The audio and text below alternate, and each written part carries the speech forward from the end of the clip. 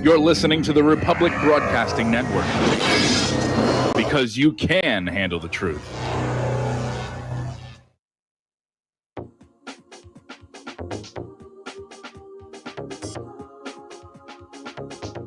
What really happened with your host, Mike Rivero, putting America first, second, and third.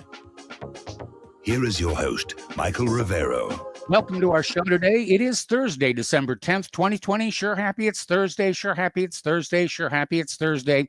We have a lot to talk about today. Mike is in our control room, twiddling the dials and keeping us out of trouble. And as usual, we're going to do news until we run out of news, and then we're going to open the phone lines for your comments, questions, observations, and opinions. So let's get right on into it. First of all, happy Hanukkah to all of our listeners of the Jewish faith here. This is the start of the Festival of Lights, and so happy holidays to all of you out there. And getting into the news here, right now there are 18 states that are supporting the Texas lawsuit regarding reversing the Biden win. They're basically seeking to disallow the electors from these battleground swing states where so much election fraud has been documented here. This is coming from Texas Attorney General Ken Paxton. And I noticed that as soon as this came out, he has now been hit with an indictment for securities fraud. So they're already out trying to destroy him. And, we all know politics is a dirty business, but I don't think that we have ever seen it really as dirty as this is. And so this apparently is on the docket at the Supreme Court. It will go up there. The 18 states are Missouri, Alabama, Arkansas, Florida, Nebraska, North Dakota, Oklahoma, right here in Indiana, Kansas, Louisiana, Montana, South Carolina, South Dakota, Tennessee, Utah, West Virginia, Arizona. And I need to go up here and look at my little cheat sheet here regarding, MS, which is Mississippi. That would make sense. Okay, so those are the states that have signed on here. This is going to be the biggest and most controversial Supreme Court case since Bush versus Gore back in 2000. And it will decide who is president for the next 4 years. Now, we are starting to get some word regarding that Scytl server that was obtained in a raid by the U.S. Army in Frankfurt, apparently from a CIA facility, and it apparently had the actual vote numbers stored in its memory, which showed that President Trump had 410 electoral votes on election night. Now, that is a landslide, and that's why they hit the panic button and started bringing in boxes and suitcases of ballots, and it just went over the top, and everybody picked up on what they were doing there. Now, Sidney Powell has dropped another bombshell and says the election software that was used to steal the 2020 elections has actually been around for years, and it's been used to steal House, Senate, and gubernatorial races. And so, and again, nothing new about election fraud, but never on an industrial scale like this. It just hasn't been here. Apparently, down in Georgia, it has come on out that there's actually been a years-long court battle over the Dominion voting machines and their security flaws and weak testing. And apparently, among the many issues raised was the inability to accurately audit the Dominion systems to verify that votes were cast as intended. And apparently, experts demonstrated to the court how the Dominion system inherently prevented the successful use of risk-limiting audits, a method employed by Georgia during previous elections. So cybersecurity experts provided evidence that Dominion's QR system wasn't secure, was subject to duplication, and that the ability to generate fake QR codes existed. A nationally recognized cybersecurity expert also found during Georgia's August 2020 elections, servers at 2 county elections offices he visited enabled unsafe remote access to the system through a variety of means, including the use of flash drives. They're just wide open to fraud there. A new witness has come forward in Michigan saying that a van full of ballots showed up at 3:30 in the morning after the deadline of approximately 50,000 ballots, and the van had Janice Winfrey's name on it.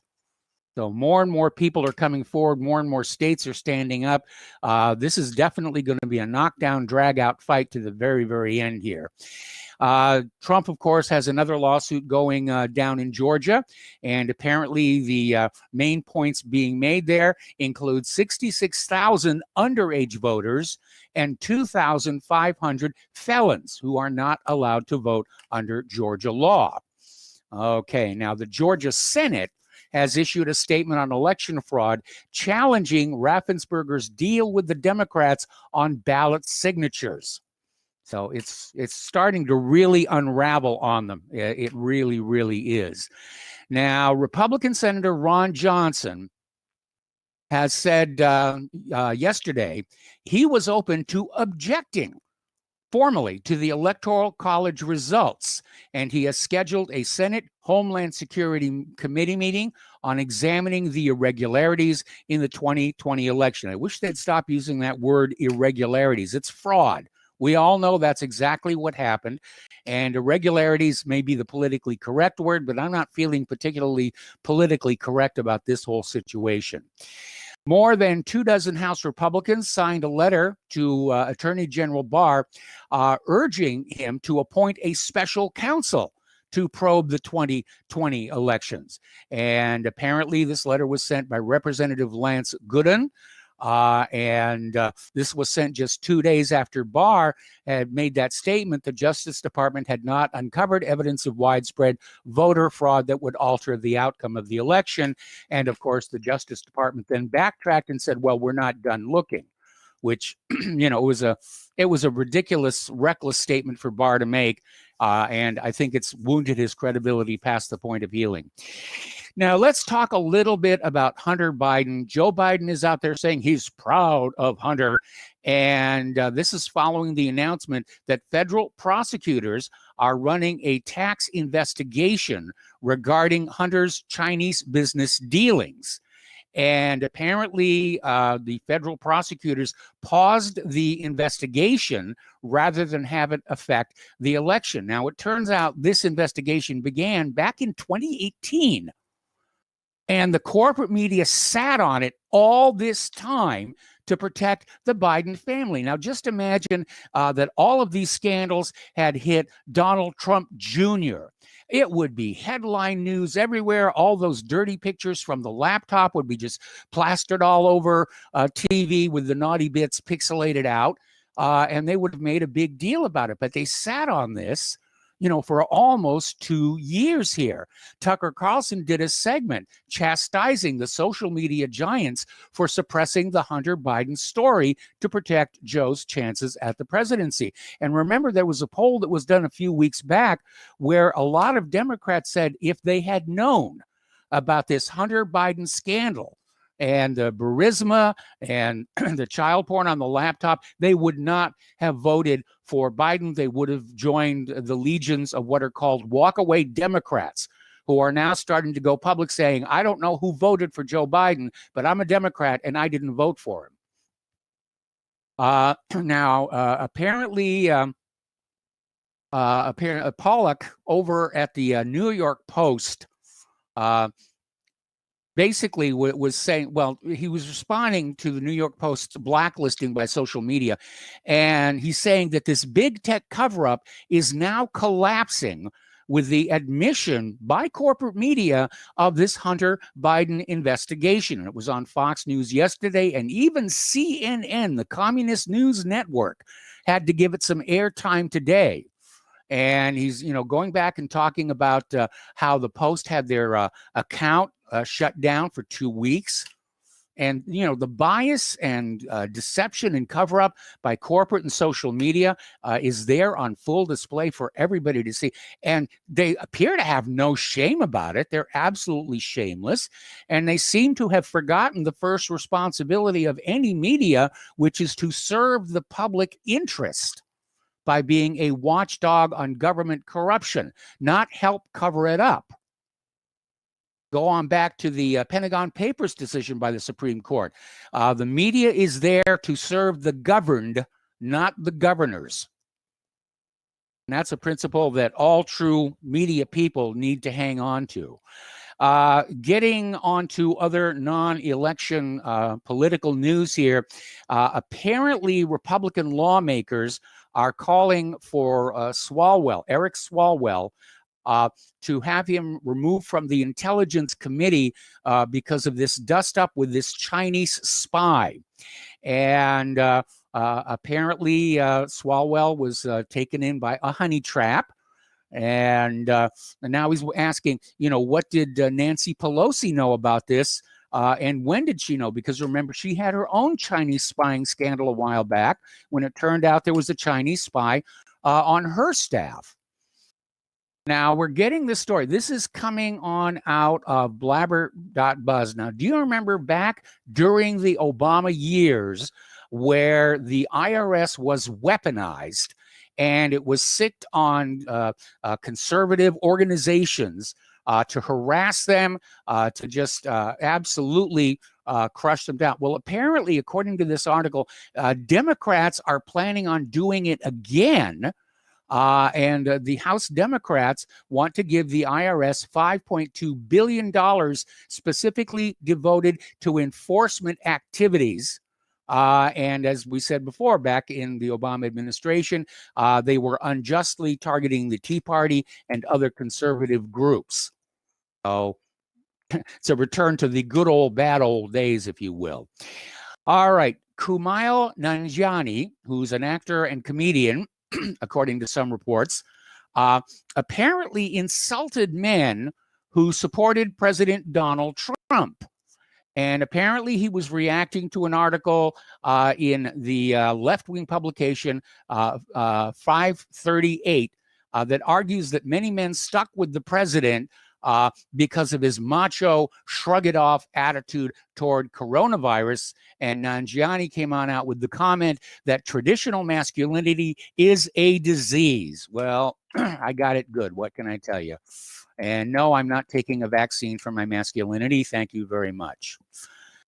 This one caught me. It's kind of a minor issue, but it sort of reminds us that there's the little people and then there's cops. If you remember the original Blade Runner, where they're recruiting the guy to come back into the Blade Runner unit and saying, if you're not cop, you're little people. Apparently over in Ocean City, there was a sheriff's deputy, Jarrett Wise, and he got himself off the hook from 50, that's 50, child porn charges. He got no jail at all. He was given probation even before the judgment came down. And he's not going to have to register as a sex offender. Now, if you or I were caught with 50 items of child porn, we'd be on the registry, we'd be in jail, and justifiably so. Let's be honest about that. It's very, very sick behavior. But apparently, if you're a police officer, you can get away with this kind of stuff. Now, this is a case of good ideas that sound good, not really working out well. Over in the District of Columbia, they launched this program called Cure the Streets, and they hired this ex-con that they said was reformed to help curb violence, and he's just been arrested and charged with murder. So again, sounded like a good idea at the time, didn't really work out. The other day we were talking about Representative Ayanna Pressley on video encouraging violent protesters to continue to protest and even to attack Trump supporters. And, she's being disciplined. She's been pulled off of all of her committees and she's facing disciplinary act. But it's worth pointing out the corporate media has not reported this at all. Okay. And so it's still going on there. Now, this is a good one here. There's an attorney, Ty Clevenger, and for the last 4 years, he has been going after the FBI regarding the death of Seth Rich. And apparently, finally, after 4 years, the FBI admits they have thousands of documents on Seth Rich and they have his laptop. So they were sitting on that. Now, for those of you who don't remember, Seth Rich was a Democratic staffer who was working on the Hillary campaign in 2016, and he was found dead near his home. Was shot multiple times. The police simply dismissed it as a botched robbery, except that Seth Rich still had his very expensive watch, his smartphone, and some gold jewelry around his neck. Doesn't sound like much of a robbery. But a lot of people started to wonder if Seth Rich was the source of all the information leaking from the Hillary campaign to WikiLeaks. Now, of course, we all got the story, Russian hackers, Russian hackers, Russian hackers. But we know from the timestamps on the files at WikiLeaks that those files could not have been copied off over the internet. It would have been too slow. They had to be copied onto a high-speed flash drive and carried out the building. And as soon as Seth Rich was taking his dirt nap, the leaks to WikiLeaks stopped.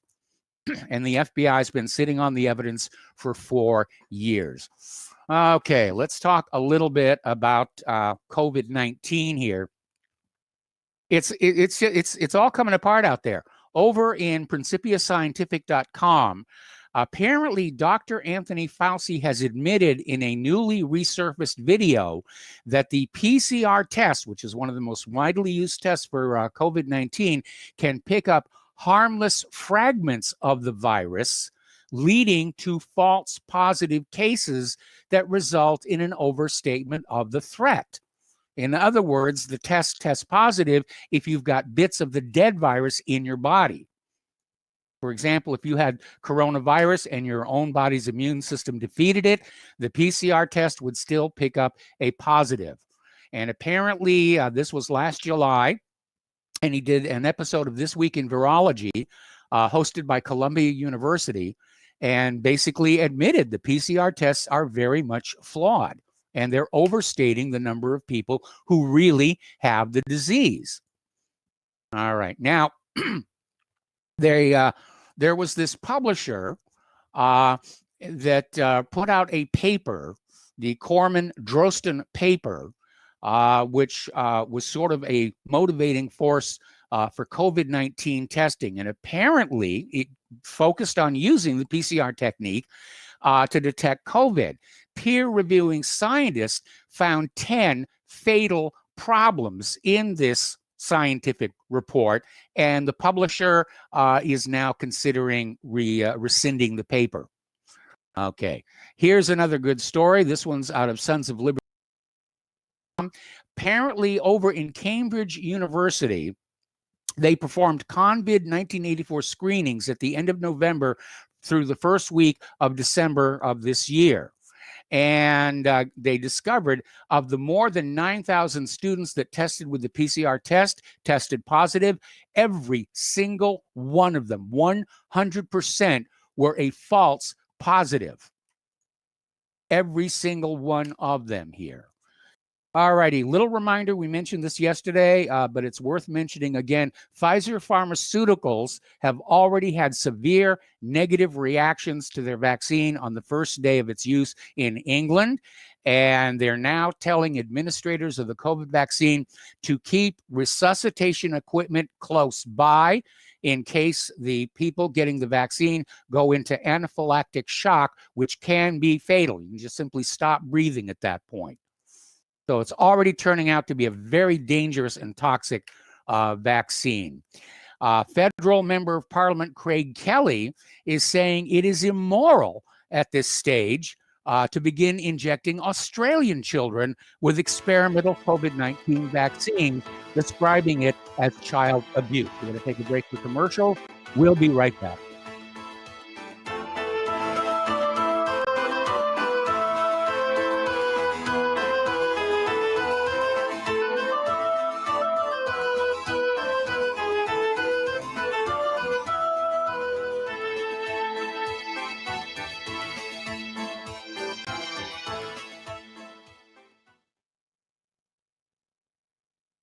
Ladies and gentlemen, J.R. Moore here. We have a special promotion going on at Republic Broadcasting. This is a fundraiser for Republic Broadcasting involving the energy cleaner. Mail me a postcard. My address is at my website at thelibertyman.com. We pick a postcard every other Thursday. When your postcard is drawn out, you get to buy an energy cleaner for $215 instead of $285, $70 discount. $200 goes to Republic Broadcasting. You also get a 10% discount on my mattress pads. So get those postcards in, put your name, your telephone number, your email address on there, and when your postcard is drawn, you get an energy cleaner for $215 instead of $285. Mattress pads, 10% off. Help us out at Republic Broadcasting and help yourself to get an energy cleaner at a deep discount. It's a win-win situation for everybody. We hope you can get these postcards in soon. Thank you very much.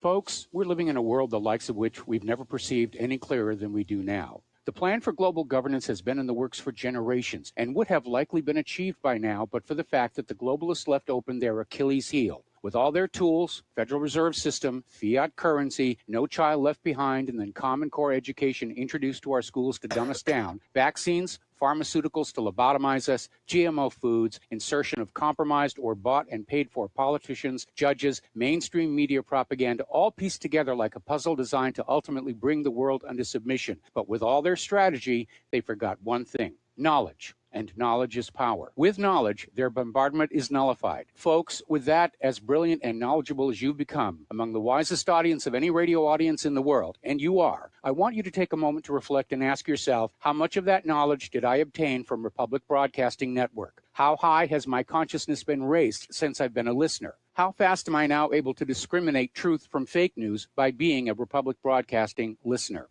How clear am I now able to see the world since I've been listening to RBN? Ask yourselves those questions, folks. Then ask yourself, what is that knowledge worth to me? Like my morning coffee, how would I survive without it? A voice of truth in a sea of lies. Do we not all need to make sure it survives? Like public broadcasting, we are now finding we can only survive with listener support. Censorship, advertisers being attacked, truth itself being attacked. It's the only way through this. We at Republic Broadcasting humbly ask you to become a supporter. Look at your budget and make a determination of what Republic Broadcasting is worth to you and what you can afford on a monthly basis. Go to republicbroadcasting.org and pledge 20, 30, 40, 50, if possible, 100 a month or more if it's affordable. Click the donate button and become a regular monthly donor. Assure both us and yourself that Republic Broadcasting truth will continue to flow like that morning coffee. The network thanks you. Corporations, Wall Street and the banks rule our politicians. They don't deserve our thanks, then they tell us the banks are too big to fail, when the banksters all need to be in jail. Welcome back to our show here. And again, a friendly reminder that Republic Broadcasting Network and independent media, we are in a war for the future of the Republic. We're in a war for the future of honest and truthful reporting to the people about what's going on. We're in a war for honest, verifiable elections, and we need your help. And it is the Christmas season, the time of giving.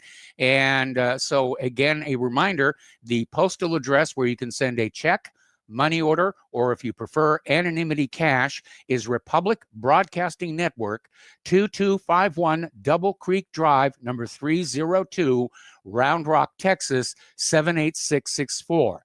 The phone number where you can make a credit or debit card donation is 800-724-2719, extension 3. The network thanks you.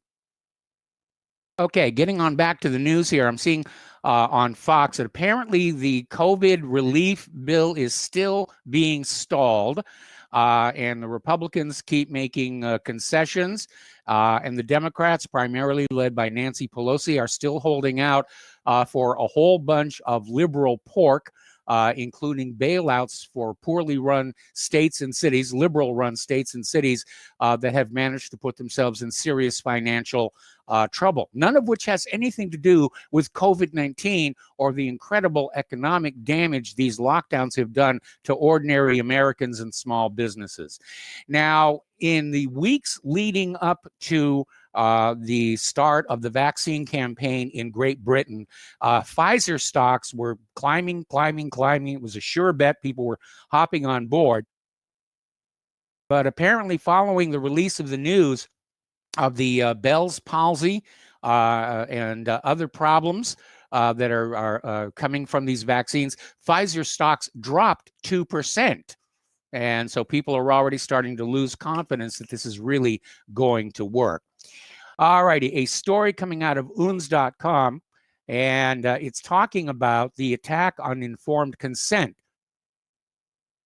Now, informed consent is mandated by several treaties. It's mandated by the United Nations. It's mandated under the Nuremberg Accords.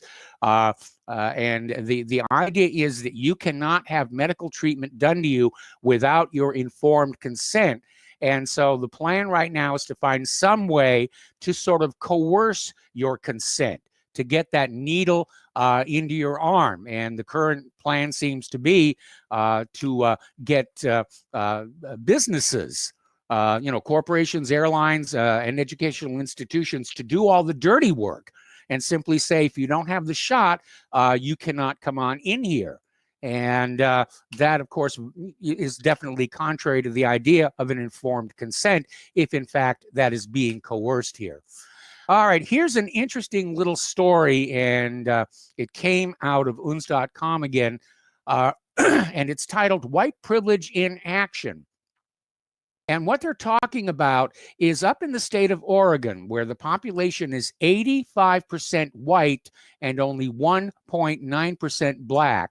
Apparently, there is a state coronavirus program that granted $62 million in federal funds to black people only to get treatment and vaccines. And it's like nobody's really thinking what's fair anymore as, basically placating the Black Lives Matter and Antifa people to try and get the riots to slow down, which so far apparently haven't. In fact, there was a story that came through earlier today that some of the more militant protesters around Portland are starting to stockpile weapons, things like the little tire puncturing strips, various things like that. So it looks like things could still get very tense there. And if the Supreme Court does in fact grant Donald Trump a second term in office, there's going to be violence all across this country, and you better be prepared for it right now. Okay, here's a story. This is a little bit of a flashback. It came from Health and Money News here, and it's talking about a new documentary produced by Scott Miller, directed by Scott Miller, and it's talking to military personnel who dealt with the anthrax vaccine. And in the documentary, they make the claim that more soldiers died from the anthrax vaccine than actually died in combat in both Afghanistan and Iraq combined. So it's an ugly situation out there, and it's huge amounts of money on the line. Which gets us to our next story here. There's this lady, Brandi Vaughn. She's a former pharmaceutical insider. She's an ex-Merck sales executive. We've talked about her before. And she's been this, whistleblower on big pharma and vaccines. And she was found dead, unfortunately, by her 9-year-old son earlier this week. The cause of death is not being revealed. But apparently she did a public statement a year ago saying that she would never commit suicide. So if you had billions of dollars in vaccine sales on the line, what would you do? All right, we got to take another break for commercials. We'll be right back.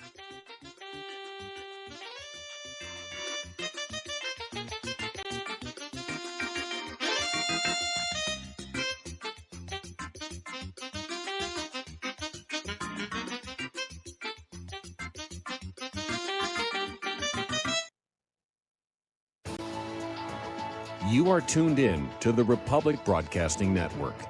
Visit our website by going to republicbroadcasting.org.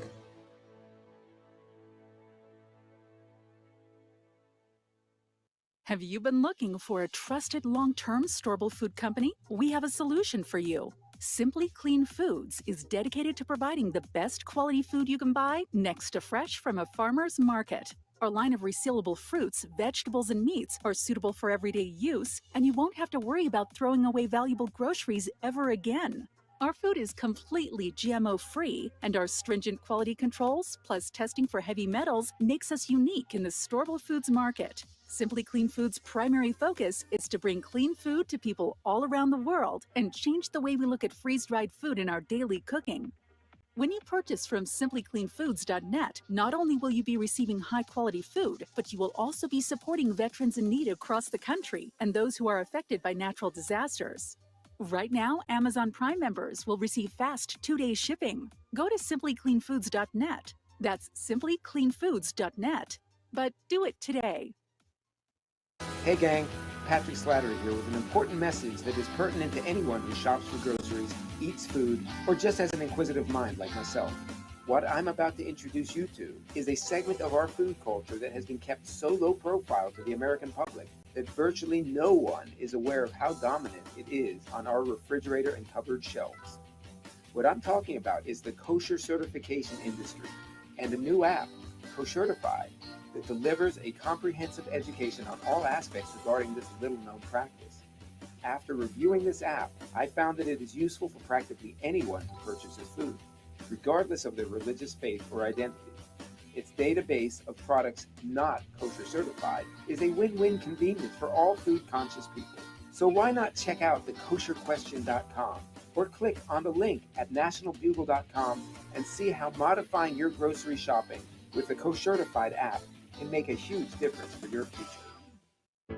Extendivite's 7-herb formulation is approved to help maintain cardiovascular health and help lower blood lipid levels in adults. Extendivite is made from hawthorn, garlic, valerian, cayenne, bilberry, ginkgo biloba, and milk thistle.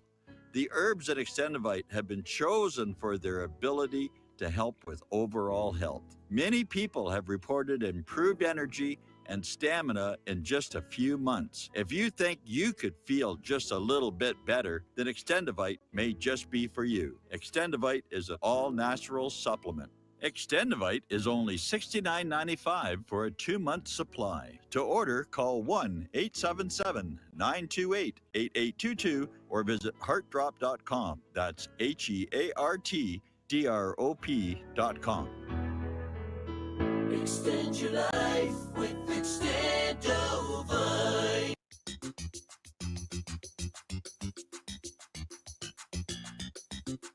Welcome to What Really Happened Radio.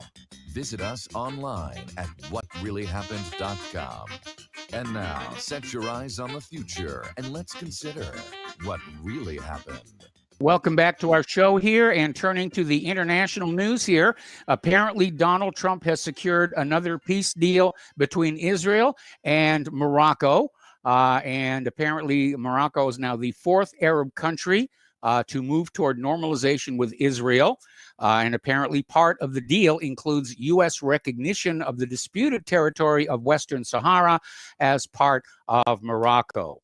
Over in France, as you know, they've had a huge amount of turmoil and protests there over the lockdowns and corruption and various other things. And French General Pierre de Villiers, the former chief of staff of the French Armed Forces, is saying that he thinks France could be heading for a civil conflict, primarily due to Islamist radicals and growing urban violence. Now, the general made headlines in 2017 by quitting as Armed Forces Chief of Staff regarding the army budget here. But apparently, according to the general, the social climate in France has been tense well before the COVID-19 virus. The lockdowns are just making things worse. Over at the United Nations, the General Assembly voted 153 to 6 to call on Israel to renounce possession of nuclear weapons.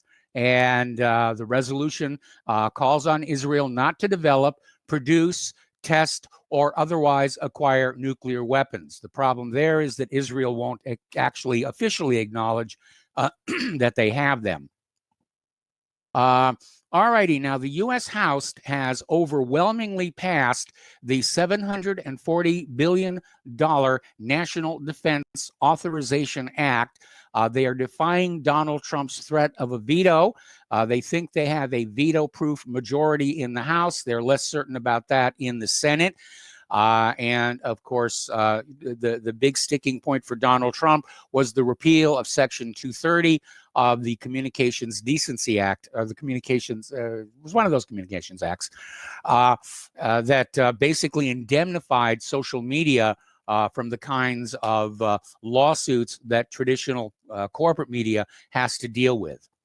Apparently over in Virginia City rather, the school board there is going to remove the names of Thomas Jefferson and George Mason because they hurt the feelings of African American students. And again, this is the erasing of our history. So we forget who we were to make it easier to tell us who we're supposed to be getting into the future here. And I mentioned this a little bit earlier in the show, but this article is more about it. This is coming from Tethasta.com. Leftist militants are on their third day of occupying several residential blocks in Portland, and they have a foreclosed house, and they've stockpiled weapons, homemade spike strips, and armed guards at the entrances of what they have declared the autonomous zone. The city's police chief said they will use force if necessary to end the occupation. Okay. All righty. Getting on back here. Rush Limbaugh has verbalized something that I think a lot of us are already thinking about, that America could be trending towards secession. And Limbaugh believes the political landscape in America makes it possible that we could see the nation break up, primarily between the conservative and liberal areas. Of course, Limbaugh won the Presidential Medal of Freedom. He's been around in broadcasting for a very, very long time. And apparently he made this observation just yesterday during his broadcast. Okay, we're going to go ahead and open the lines, and that's area code 512-248-8252.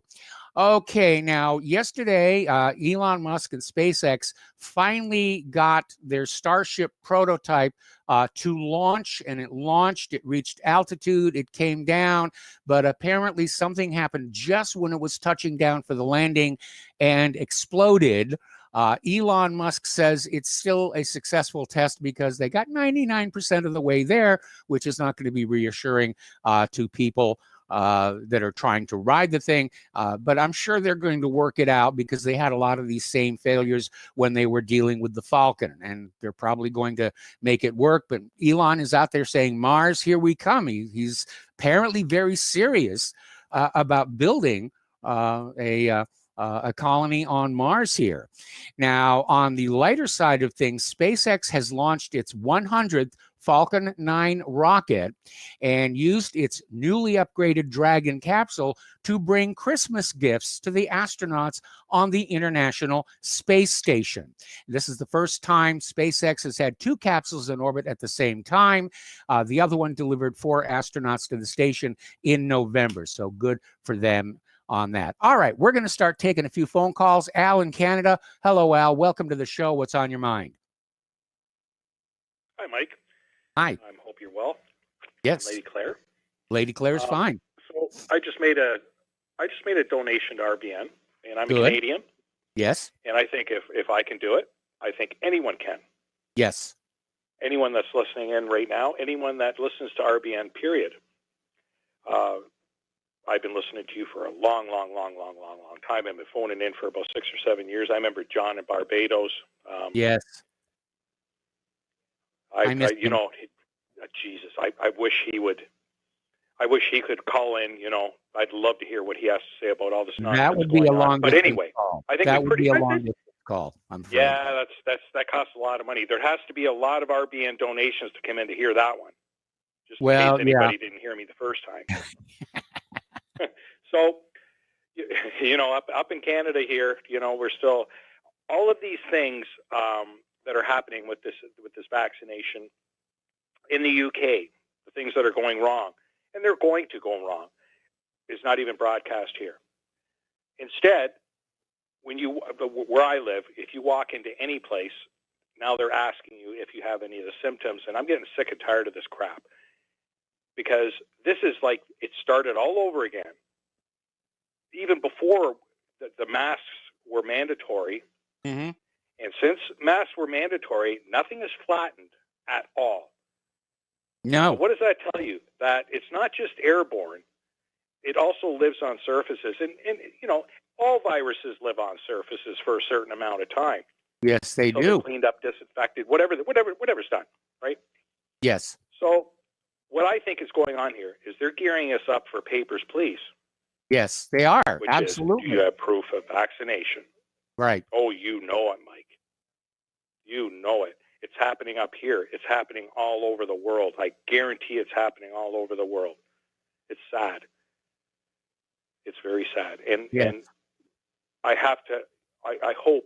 really hope what's going on with the Supreme Court actually takes hold and happens. Because if not, it's not just the United States. It's the whole world. Donald Trump was holding the whole world back from this globalist takeover. Or maybe he wasn't. But that's how it seems. Mm-hmm. And that's pretty much all I got to say. Dustin, call in, man. I want to hear you. You alive? Yeah, he hasn't been around for a while here. Maybe he just got sick and tired of us. Anyway, now a lot of people trashed him, right?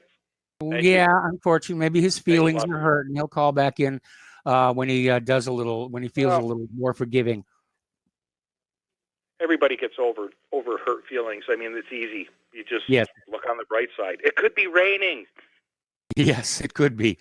All righty. Well, thank you very much for the phone call. All right, we're going to switch to Dan in Washington State. Hello, Dan. Welcome to the show. What's on your mind? Hey, Mike. Thanks for taking the call. I had a couple different topics. Sorry to switch around, but the story Tucker Carlson did about the Chinese official talking about connections at the highest levels of America. Yes. I don't know if you've heard of nationaljustice.com, but they did a great critique of that on nationaljustice.com because Tucker edited out stuff where the official basically called out Jews by name, said it was a dual Israeli-American official living in China, and they've been working with them for about 40 years, and the connections on Wall Street were mostly Jewish. So, of course, Tucker's going to not say that, but he's going to dog whistle and kind of get people to, question things, I guess, is his strategy. But anyway, that was a good article on that issue. I disagree with the last caller. I think Trump is definitely part of the problem. Joel Scalzon did a great interview on Rents last night where, the states suing the federal government might seem like a good strategy, but really what it does is it changes the case from being about fraud to being about some technical issue. And so it's kind of like Trump, they're already throwing in the towel on the fraud stuff and just going for some technicality. Well, I don't think that's entirely the case here. I mean, the lawsuit that's coming out of Texas is based entirely on the detected fraud in those battleground states. And they're not going to the federal government. They're going to the Supreme Court to request that those states' electors be disallowed, which would do one of two things. Either it would swing the Electoral College back to Trump or wind up throwing the whole thing into the House of Representatives. Okay. Well, yeah, we'll see. I mean, I do hope this happens, but I thought it was more about the state legislatures weren't allowed to change the voting rules as far as like the Well, number no, of what they're days saying the is, votes no, come in and stuff like it that. was the governors who were changing the voting rules without the state legislature. Right. The state legislatures want to send their own electors, who are all going to be mostly for Trump. That's a whole separate set of lawsuits that are going on within the states. They haven't gone to federal court on those just yet, but they might wind up in the Supreme Court as well. Or they could just say, sorry, we're not going to hear that case, right? I mean, well, the could one just say from no. Texas is on the docket. The one from Texas is on the docket, and as far as I know, so is the one regarding Pennsylvania. Okay. All right. Well, we'll see how that goes. I just want, you've had a lot of callers that were actually critical of Trump, and then now they're saying he should declare martial law and all this stuff. And this COVID, you talk about money junkies. I feel like Trump is just a fraud and a money junkie. I think his leadership on this vaccine, where he's bringing up the military will distribute it. He's the one to speed up the approval process of this vaccine. So and if it does prove to be as harmful as the early results from Britain would indicate, it's going to come back to haunt him. But Dan, you need to understand that all of these people talking about martial law, which I hope does not happen, but going to the Supreme Court and everything, it's not about Donald Trump. It's not about Joe Biden. It is about whether we, the people, still have honest and fair elections by which we maintain control over this government. If we don't have that, then we're living in a dictatorship. And so the issues here have gone way beyond Donald Trump himself. Well, we know Trump did lose a lot of his base. He won by basically dog whistling. He was a populist about securing the borders, bringing jobs back to China. But bringing them from China. Like his failure. Yeah. He failed on almost all those issues, and if you look at if the voting numbers are correct, he lost a lot of the white male support that he had.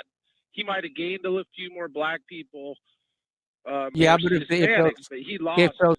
if those voting numbers from the seized server in Germany are accurate, then Trump won by a landslide. And it may not be that people were all that happy with Donald Trump. It's just they were scared out of their minds at Biden and Harris.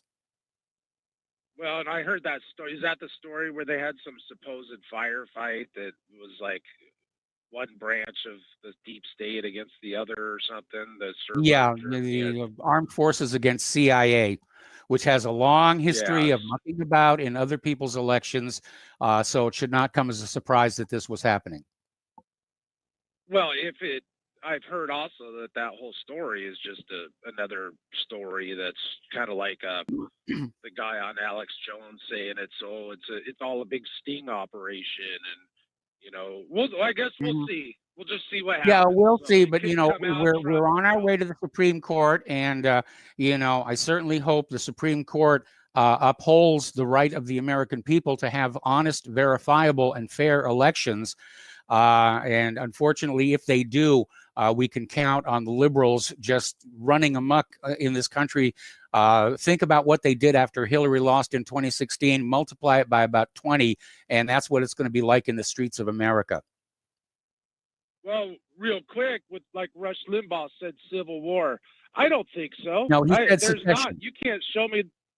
Yeah, but there's not a big difference between liberal and conservative. All these Republicans always just cuck out. There's never. So there's not going to be blood in the streets over. There's a huge difference between liberals and conservatives, and I'll give you a good example. I grew up in a conservative part of the country, and in public school, we were taught gun safety. Today, in liberal schools, you've got drag queen story hour. I think that's a real obvious difference in mindset. Yeah, but we're not going to go to war over that, and I guarantee you, these Republicans, when it comes down to like welfare or affirmative action, half of them cuck out anyway. So. Well, affirmative action has failed to achieve its original stated goals, and so it may be time to look at some new solutions. And you know, I understand your perception and where you're coming from, but as I said earlier, the issues in this have gone way beyond Donald Trump and Joe Biden, and it's come down to the right of the American people to maintain control over the government through fair, honest elections. That's really what's at stake here. Well, I agree, and it did look fishy to me, you know, that night on Michigan when Trump had it, and all of a sudden, you know, 100,000 votes come in for Biden.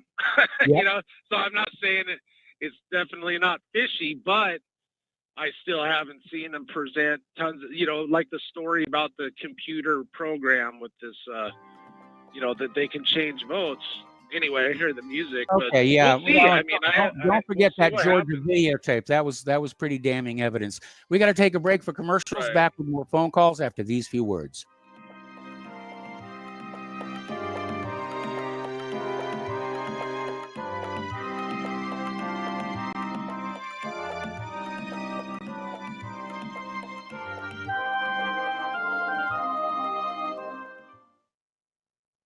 Homeowners, if your lender has gone out of business or sold your transaction to another lender or servicer, you may be the victim of a wrongful foreclosure resulting in the loss of your home. If you've already lost your home, are in foreclosure, or even in good standing, you can challenge the mortgage transaction's illegal issue and your property can be restored to you, and your foreclosure can be stopped or reversed and the mortgage transaction declared unenforceable. State laws, U.S. title codes, the Uniform Commercial Codes, and U.S. Supreme Court rulings have upheld that defective mortgage documentations can reverse or stop foreclosures and enforce property title claims in favor of the homeowner. We are having successes in stopping the process of foreclosure, the enforcement of the foreclosure judgments, the sale of property, and evictions after the sale. We are not attorneys, and we don't give legal advice. We are a professional team of legal researchers, providing forensic mortgage audits and expert witnesses. We have the knowledge to produce the evidence and enforce laws regarding your legal issues. We've been in business for 12 years without a complaint. Consultations are free, and we provide a free title search to confirm if your mortgage has legal defects. Please call 855-253-3748. 855, the number 2, keep it today. Is your property a financial burden and causing you grief? Have you tried to sell but can't find buyers? Or are you just too busy to sell your property? Don't worry, we have the right solution for you. We buy properties as is, with cash, close in 30 days, and pay all closing costs. Our service is ideal for property owners who are in pre-foreclosure, have high-end repair costs, experiencing financial hardship, going through costly divorces, are relocating, need cash for retirement, suffering family loss, or have tax liens. Whatever your situation may be, we can help you sell your property and get the money you need. If you own a single-family home or multiple family units, call us for a free consultation at 888-910-1037. That's 888-910-1037. Or visit our website at cashingproperty.com. That's cashingproperty.com. Sell your property fast and leave all your worries behind. Hey, honey, I'm home. I grabbed a newspaper on the way home. Look at all the news today. Don't you know that all you're going to get in the newspaper is propaganda, twisted news, and false information? Honey, this is a national newspaper. It has to be true. Ha! For some reason, the majority of the population believe anything the mainstream media tells them. The newspaper doesn't give out the important attention of what's happening to this country and news that affects our daily lives. Say, does that newspaper mention anything about the North American Union? No, not that I can see. I didn't think so. You need to go to www.newswithviews.com, where truth is more important than political correctness. That's www.newswithviews.com.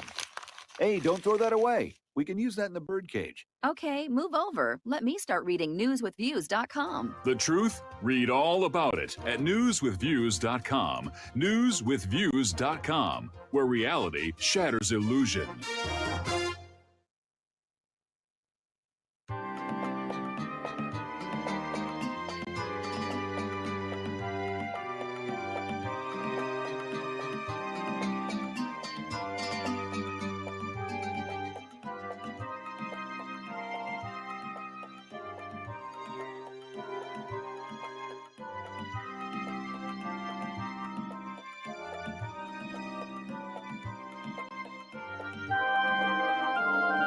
Welcome to our show here, and we're going to go back to the phones to Don in Arizona. Hello, Don. Welcome to the show. What's on your mind?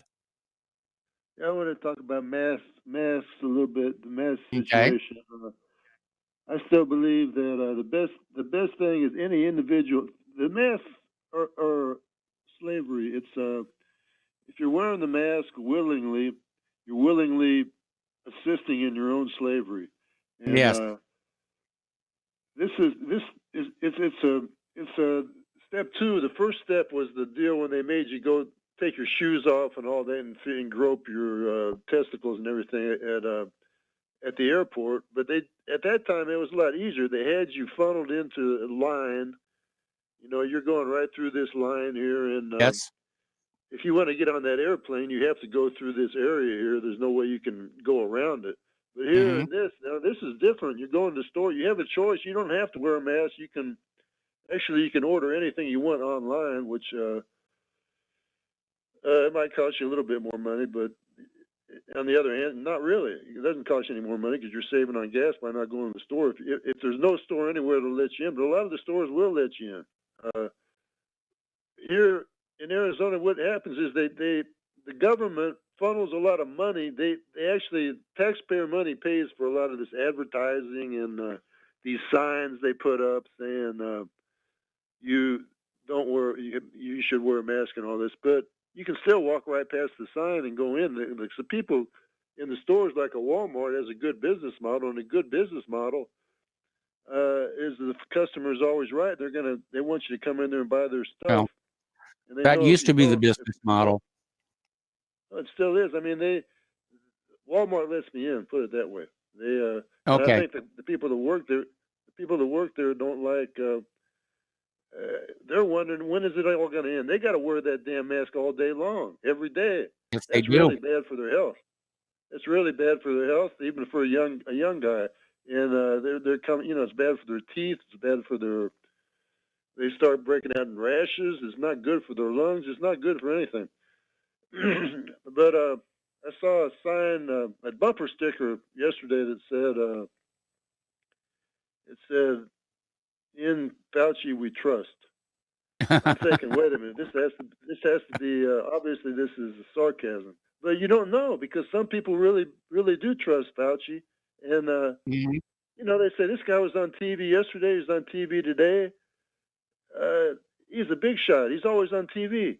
Even though he says something different, he'll change his opinion all the time. But that was he's a good bumper grandstanding. sticker. He's grandstanding. He knows that this is going to make his reputation, for the rest of his life. Yes, he is. He's an egomaniac. He just keeps on. Then they'll give him. Are you still there? Yeah, I'm still here. Hello? Yes, you're on the air. Something hang up or something. Nope. But that's about it. And I still think, and people, I've heard this meme that real men don't wear masks, and people kind of say that like we're trying to be macho if we don't wear masks. It has nothing to do with being macho, and some of the best advocates against the mask and against lockdowns are women. And, yeah, they are. Okay, Don, I'm sorry. I got to cut you off. We got to take a break for station identification. We have more callers waiting on the line. Some of the lines are open. Area code 512-248-8252, and we'll be right back.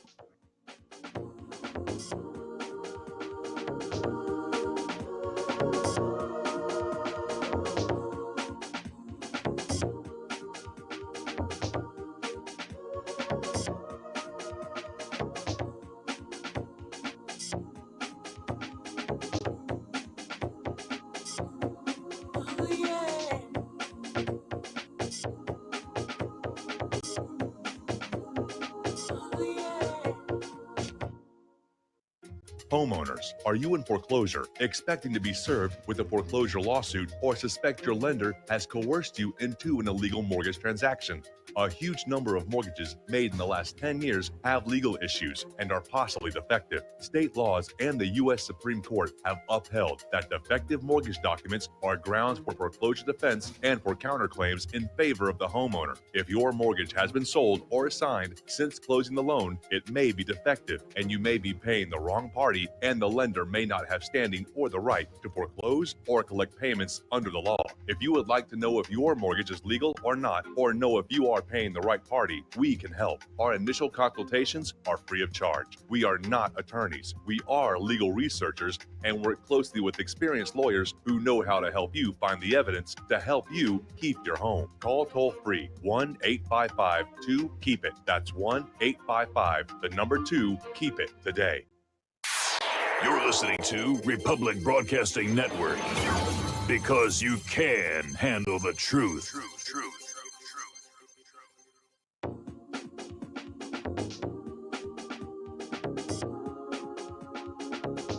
What Really Happened with your host, Mike Rivero.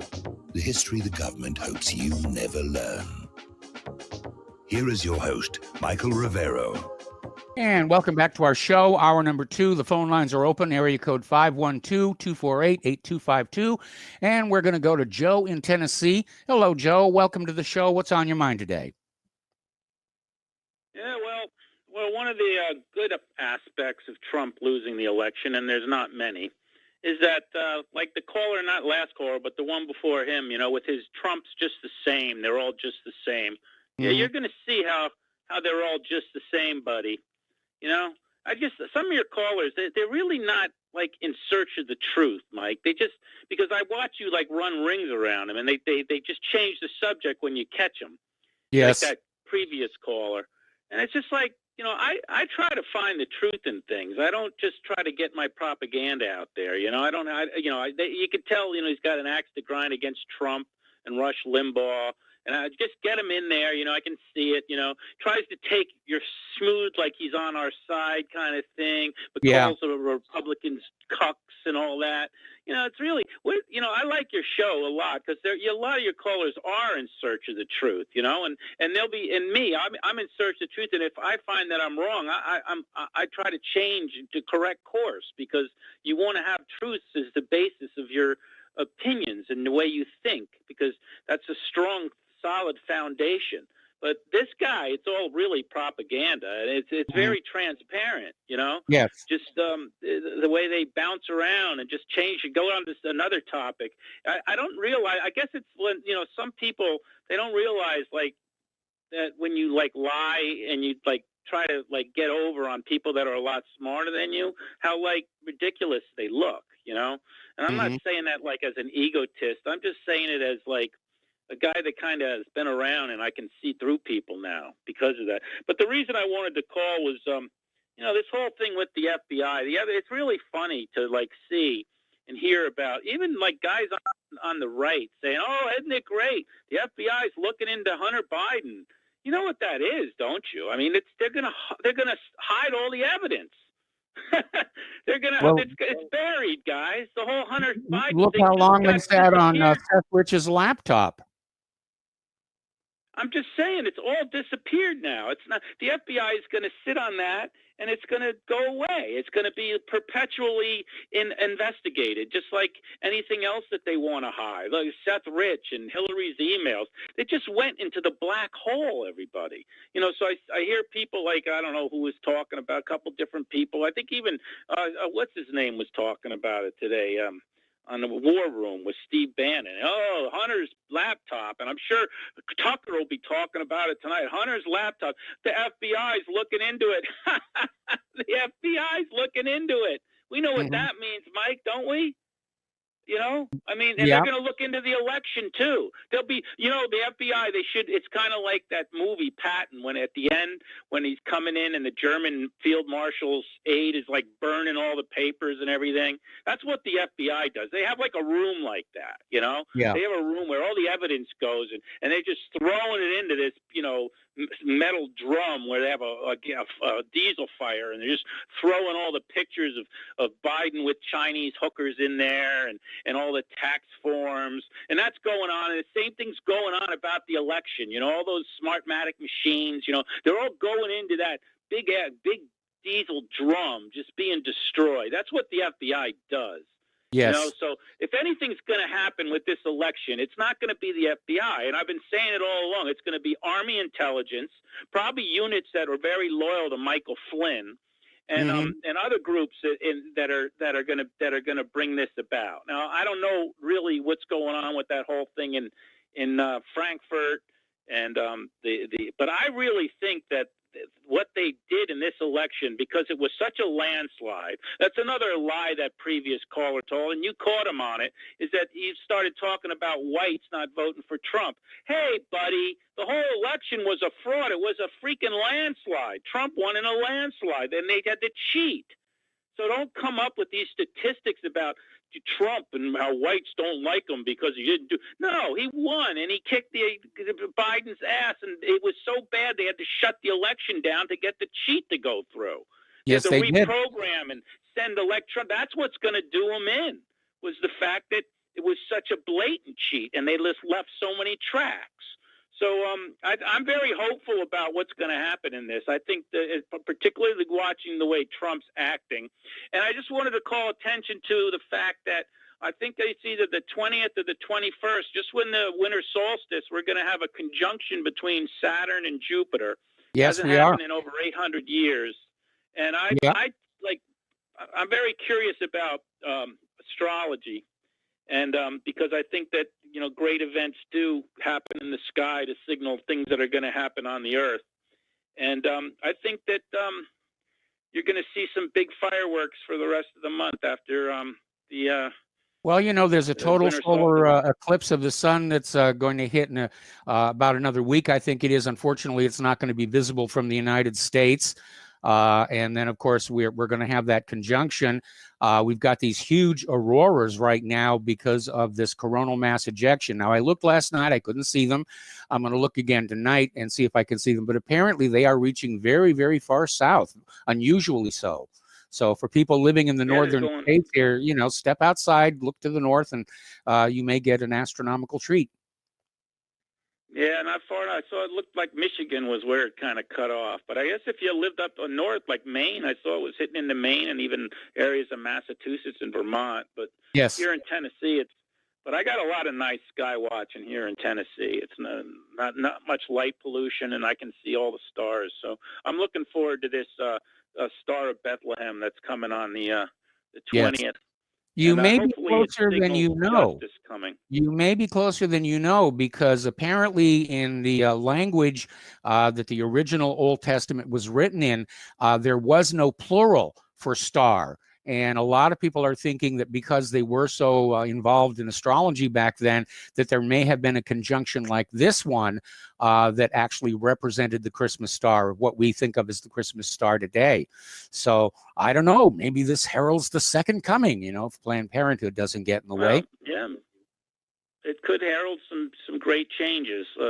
I forgot what they said the meaning of Saturn is, but there's a lot of Saturnic cults in the world. A lot of religions are actually based on Saturn. Well, the current day for Christmas is set on top of the old Roman festival of the Saturnalia, because if you actually study the Bible, it's obvious that Jesus was born in the springtime, not the dead of winter. Right. Well, who's going to be born now? Who knows? Or come to power? Really. Well, we'll see. I just thought it was interesting reading about it. There's a lady on Rents that talked about it. I forgot, Madeline Dershwick or whatever. And then a guy less visible, I read his article about it today.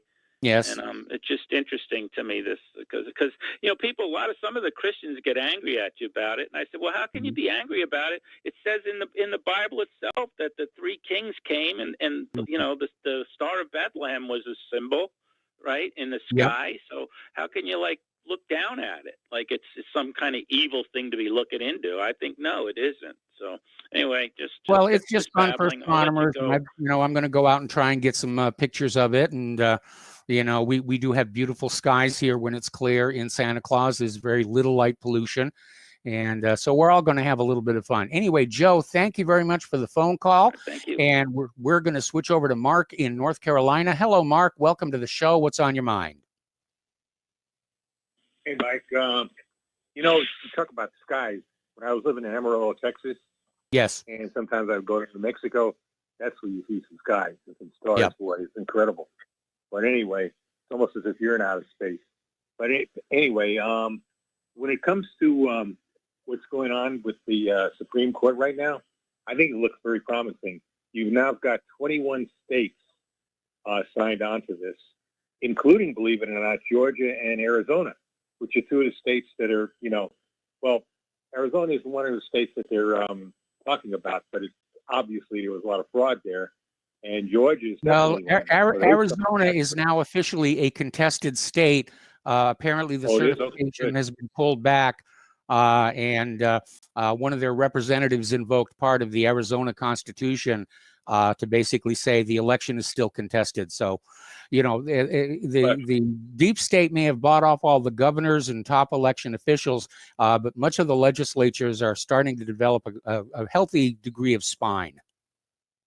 Okay, but here's one thing that bothers me.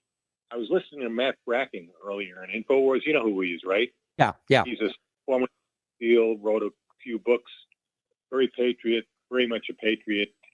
And he's got a kind of a gloom and doom scenario for where this country is going. But he said that what he's afraid of is even if the Supreme Court rules the right way and sends it back to the legislatures, he's afraid the legislatures are going to be too scared. They're going to, because they're actually being threatened. If yes. what happened to Kemp's friend there or a relative or whatever is killed in that wasn't really a car crash. You could tell it was an explosion. It was probably a murder. And they're going to be intimidated. I hope not, Mike. I hope, and that's where patriots have to start uniting now. And whatever differences I have with Trump, I realize now he's the only thing we got at this point, at this moment. All right? He's 1,000 times better than Biden and Harris.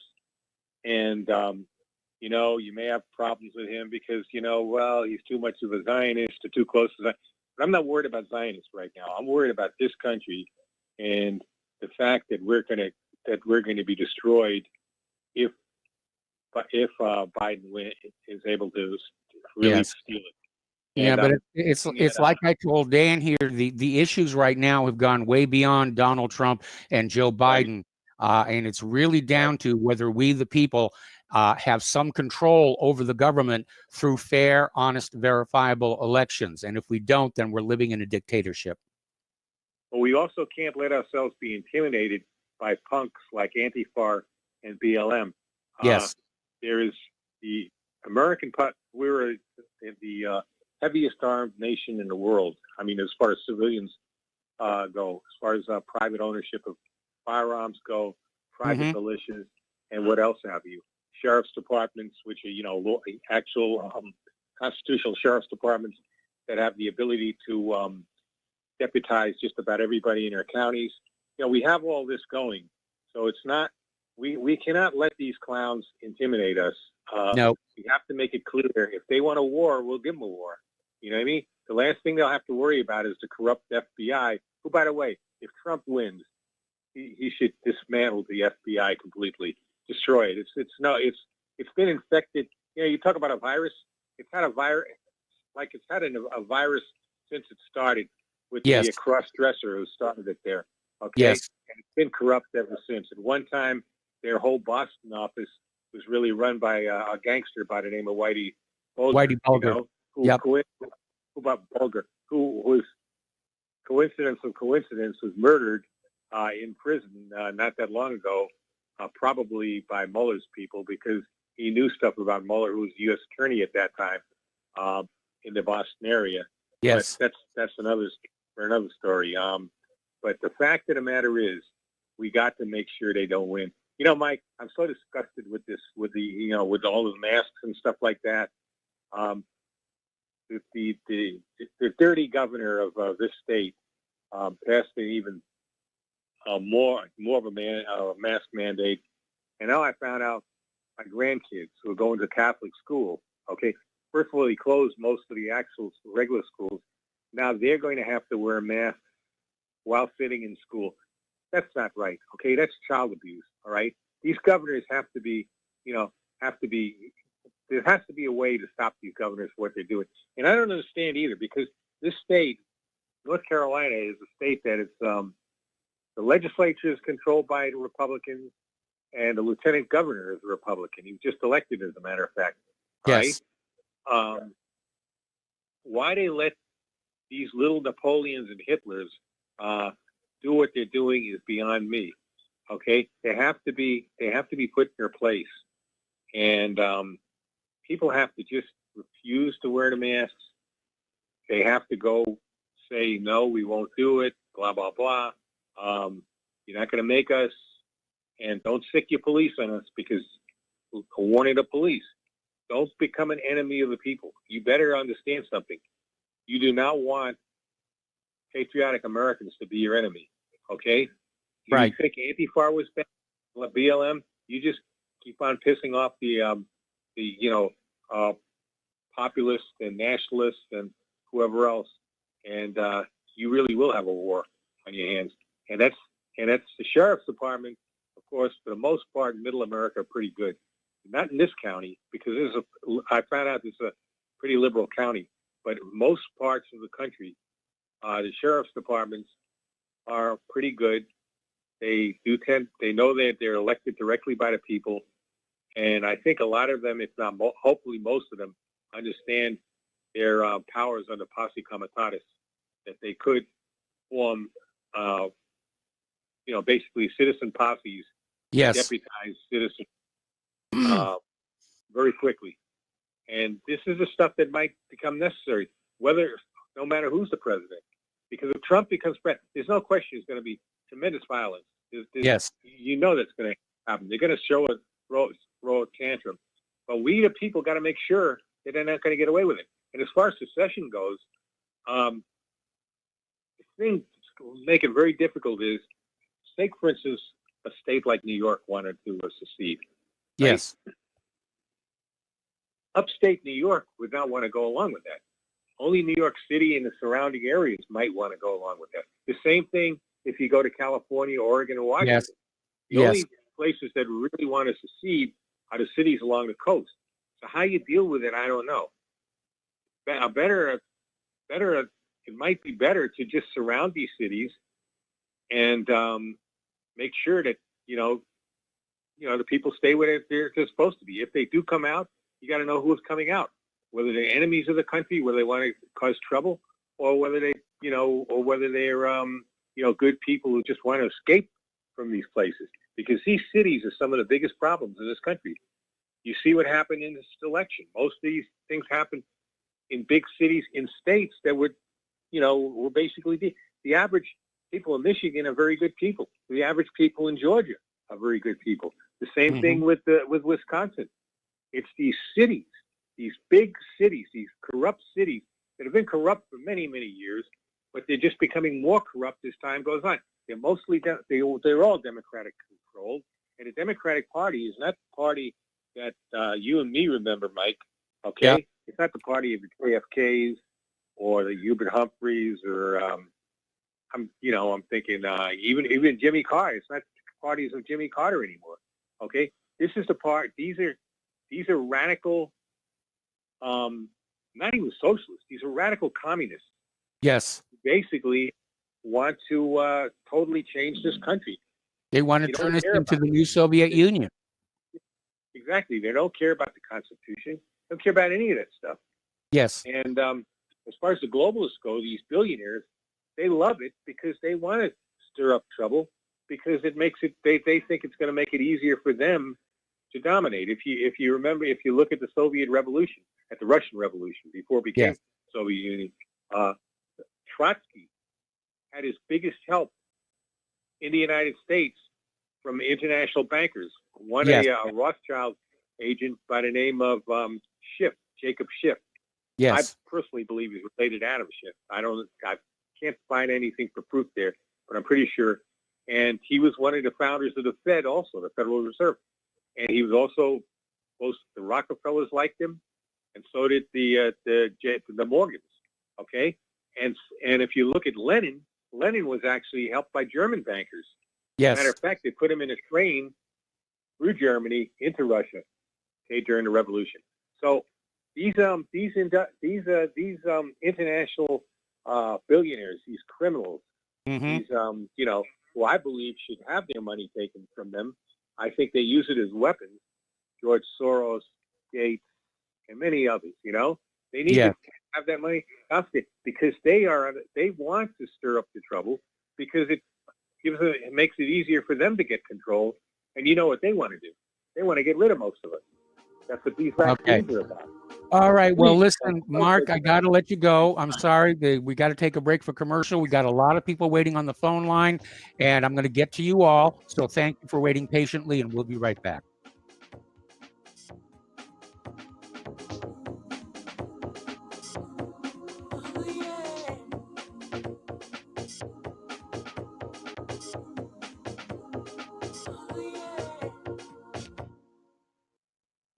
What would you say if I told you we have a new tool that will increase production and lower maintenance costs for your meat processing company? And it would pay for itself in just 6 weeks. When pigs fly! The new Ease Off Model Easy 4 replaces old spring-style carcass droppers and is faster, safer, and more reliable. The Ease Off lowers or lifts 1,000 pounds to or from your rail automatically using our remote control. Sounds expensive. Can I afford it? Can you afford not to try the Ease Off? It installs fast with just 3 bolts in place of your current dropper. The effortless operation will reduce fatigue and injuries, speed up your line, eliminate downtime, and increase profit. How can I order my Ease Off? Go to easeoff.com, EAZEOFF.com, and hurry because we are offering $200 off on the new Easy 4 for a limited time. Easeoff.com. We make pigs fly. Cows too. Ease Off LLC, Summersville, Missouri, 417-932-6419. Folks, we're living in a world the likes of which we've never perceived any clearer than we do now. The plan for global governance has been in the works for generations and would have likely been achieved by now, but for the fact that the globalists left open their Achilles heel. With all their tools, Federal Reserve System, fiat currency, no child left behind, and then Common Core education introduced to our schools to dumb us down, vaccines, pharmaceuticals to lobotomize us, GMO foods, insertion of compromised or bought and paid for politicians, judges, mainstream media propaganda, all pieced together like a puzzle designed to ultimately bring the world under submission. But with all their strategy, they forgot one thing: knowledge. And knowledge is power. With knowledge, their bombardment is nullified. Folks, with that, as brilliant and knowledgeable as you've become, among the wisest audience of any radio audience in the world, and you are, I want you to take a moment to reflect and ask yourself, how much of that knowledge did I obtain from Republic Broadcasting Network? How high has my consciousness been raised since I've been a listener? How fast am I now able to discriminate truth from fake news by being a Republic Broadcasting listener? How clear am I now able to see the world since I've been listening to RBN? Ask yourselves those questions, folks. Then ask yourself, what is that knowledge worth to me? Like my morning coffee, how would I survive without it? A voice of truth in a sea of lies. Do we not all need to make sure it survives? Like public broadcasting, we are now finding we can only survive with listener support. Censorship, advertisers being attacked, truth itself being attacked. It's the only way through this. We at Republic Broadcasting humbly ask you to become a supporter. Look at your budget and make a determination of what Republic Broadcasting is worth to you and what you can afford on a monthly basis. Go to republicbroadcasting.org and pledge 20, 30, 40, 50, if possible, 100 a month or more if it's affordable. Click the donate button and become a regular monthly donor. Assure both us and yourself that Republic Broadcasting truth will continue to flow like that morning coffee. The network thanks you. If you got the money, honey, we got the bombs. We'll plant them anywhere you like and blow up anyone. Whip this world into a frenzy, killing babies, dads, and moms. If you got the money, honey, we got the bombs. If you got the money, well, welcome back to our show here. We're going to go right back to the phone to Melissa in Maryland. Melissa, thank you for waiting so patiently. What's on your mind today? Okay, well, you're always worth the wait. Hi there. My question for you today concerns a federal legislation. And I think the answer to this is no, because I've put in about 5 hours in it already. But let me go ahead and ask you that if you're in Hawaii, right? H-A-W-A-I, No, I'm not anymore. Hawaii. Not anymore. I'm in Indiana. Okay. Okay. Okay. Well, let's just, because I think Tulsi is a representative in Hawaii. But Yes, anyway, she I is. voted for Tulsi, even Well, though she thank didn't you. have a chance in hell. I voted for her. So My question is, if somebody has an idea for federal legislation, okay, I know that the patent system exists to acknowledge somebody if they have like an invention idea, and the patent system exists so that they will receive recognition for that. But I'm kind of wondering whether or not if we are stifling federal legislation ideas, because if you were to write to your House or the Senate with your legislation idea and it actually became law, do you know whether you would get any acknowledgement for doing that, or would you have to publicize it yourself that that was indeed your idea that actually became law? Well, there'd be no acknowledgement of where the idea really came from, and by the time it worked its way through the political machinery, it would probably be so mutated you wouldn't recognize it anyway. But there is no way to protect authorship. The only thing I could possibly suggest is that you actually copyright the letter that you send to your representative or a senator with the idea, which becomes your proof that it was your idea. What you can do with it after that, I don't know. But for me, anytime I suggest anything to the government, well, anytime I suggest anything to the government, I get ignored. But just seeing it actually work out and help people would be adequate for me. And I really wouldn't care if my name was on it or not. Well, I mean, I guess, see, the other aspect of this, which is not acknowledged, which is going to have to be addressed, is that if you take a look at the U.S. House website, I'm not sure whether the Senate is set up like this or not, but I have observed it with the U.S. House, that you're kind of banned from writing somebody unless they're your representative. If you're outside of their district, then they won't even take it. I mean, you can send it by postal mail, but if you want to use their website, then you're not going to be able to do that unless you're within their district. So you can't get a change of opinion, and you can't get an appeal to what somebody else has said. And so just with all of these things, I mean, and I guess the other aspect of this is that if you don't vote for your representative and you don't condone them being in office, then you wouldn't want to hand something on to them that would cause them to be able to get reelected. But so you're telling me that you don't know of a piece of federal legislation that allows for the idea originator to be recognized? Because to me that stifles progress if that is the case. I don't know of anything. I do know that occasionally the individual legislators, may say, I got this idea from XYZ over in this city, when they're making a speech. But by the way, you can directly email senators and representatives. And as a matter of fact, one of the articles that we have on the front of whatreallyhappened.com is a list of email addresses of the senators and representatives in these battleground states. So you can mass email your opinion about this whole election fiasco to them. So you can get around that blockade. Well, okay, let me just tell you that in Maryland, the way that the House is set up, the way that I think that I went through all 8 of them, but the way that I think that they're all set up in Maryland in the U.S. House is that if you're outside of their district, then it's not set up so that you can write them if you're outside of the district. And that maybe not every state is set up like that, but I noticed that about Maryland, and shame on them for doing that, but I did notice that. It makes a lot of sense here because the representatives are supposed to represent their district and not represent and otherwise, they'd be getting tons and tons of irrelevant email that would swamp their office. And so I think it's actually a very reasonable thing for them to be doing. If I were ever a representative, I would want to be hearing from the people in my district only, in order to try and do the best that I could for them. Well, no, I'm just saying that it's okay to need a change of pace once in a while is what I was getting at. Okay. Okay. All right.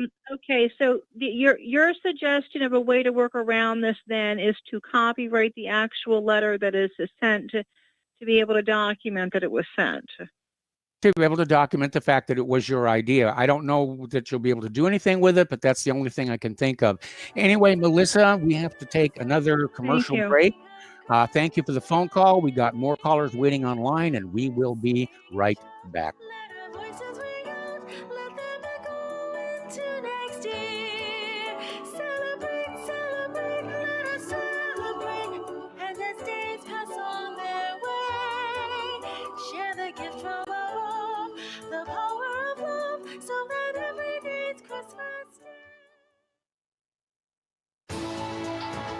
You are tuned in to the Republic Broadcasting Network.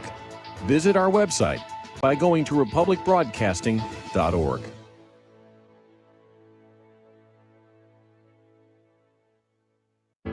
Extendivite's 7-herb formulation is approved to help maintain cardiovascular health and help lower blood lipid levels in adults. Extendivite is made from hawthorn, garlic, valerian, cayenne, bilberry, ginkgo biloba, and milk thistle.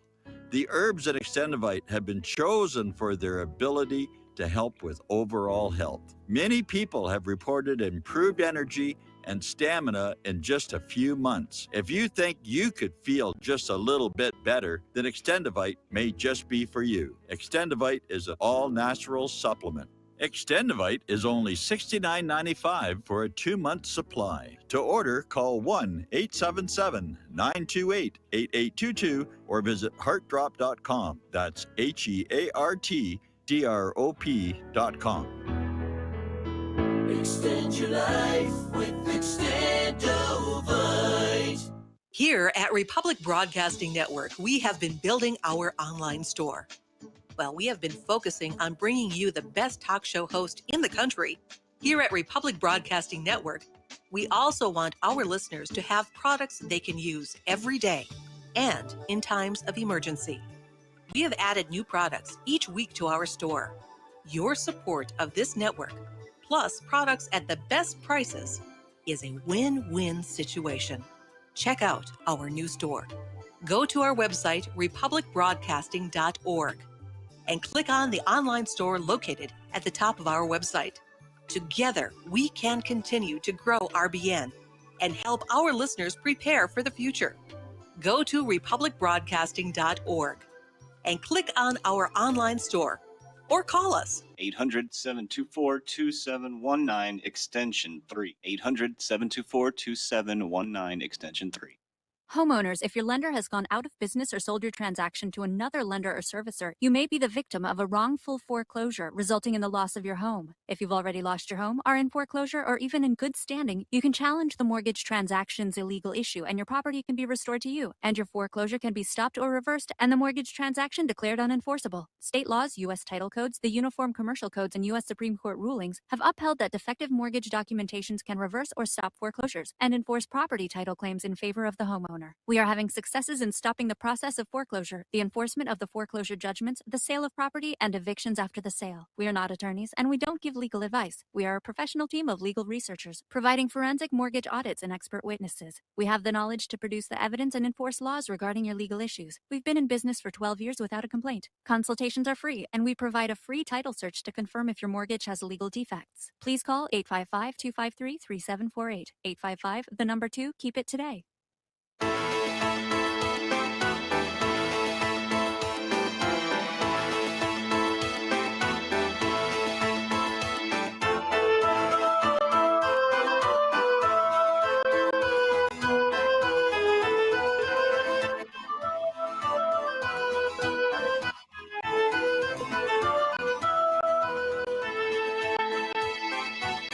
Welcome back to our show here. We're going to go right back to the phones here to a non-attorney spokesperson from Anytown, USA. So, hello, Non. Welcome to the show. What's on your mind today?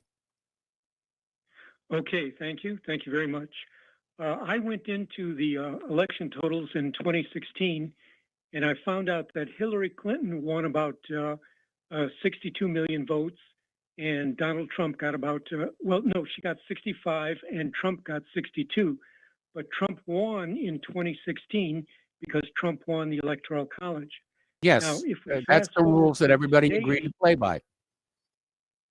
Okay, now it gets strange though. What happened in this election is that Trump got 85 million, and what happened is that Biden got 82 million, but he's supposed to have won the Electoral College.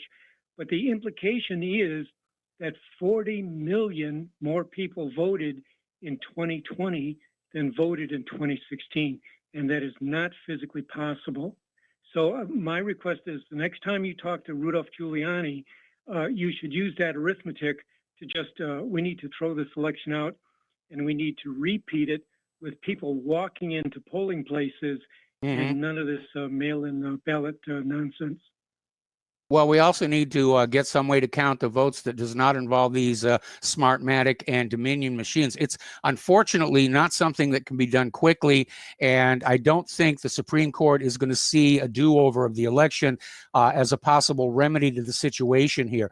But absolutely, if Trump does prevail here, I, for one, am going to be pounding on the doors of the White House saying it is time to fix this election system mess because as Sidney Powell came out and mentioned it, they've been using this same system to rig elections for House members and senators and governors for years now, and it has got to go. Well, you know, I voted by mail, and I almost vomited when I got my ballot, because there were language instructions in like about 10 different languages. And I can't figure out, how do you vote in an election if you weren't born in this country? How does someone come here from a foreign country and vote in our elections? There's no way a foreigner is going to vote Republican. That's just, it's so grossly improper. It's just, you know what I'm saying? There's so many strange things going on now that it's mind-boggling. Well, you know, somebody who's gone through the citizenship process and become a naturalized citizen, they are allowed to vote, and that is the law of the land. And presumably, while they're living here and becoming citizens, they learn enough of English where they can read the candidate's propaganda and make an informed decision. The big problem that we had this last election is that apparently millions of illegal immigrants voted, and they voted Democrat because the Democrats are promising to take stuff away from the legal citizens and give it to the illegals. Okay, but you are talking about immigration as if we needed people. We have a $1.5 trillion student debt. We have 17 million college-educated people out of work, and their jobs have all been handed over to foreigners. So you're basically saying we got to get them here and we got to buy them all. No, I didn't say that at all. I said once they're here, they're allowed to vote. I'm in agreement that we have far too much immigration, that the H-1B visas are being abused, and it's being used to drive down wages and salaries for the American worker down to the same level that you find in the third world elsewhere on the globe, which they have to do before they can knock down the national barriers. But I'm not in favor of increased immigration. I'm just saying that those who come here and go through the process, you know, they are allowed to vote.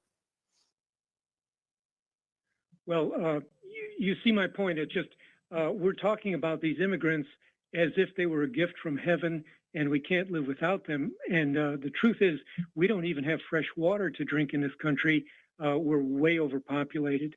Now, I want to make a quick request for tomorrow's show. I've been thinking the way I could get a girlfriend is if I wore orange makeup like Donald Trump, but I don't know where to buy orange makeup and I don't know how to put it on. Now, maybe you and your wife could do a YouTube video where she could put orange makeup on you and, you know, sort of give us a lecture on how to do it and where to get the darn stuff.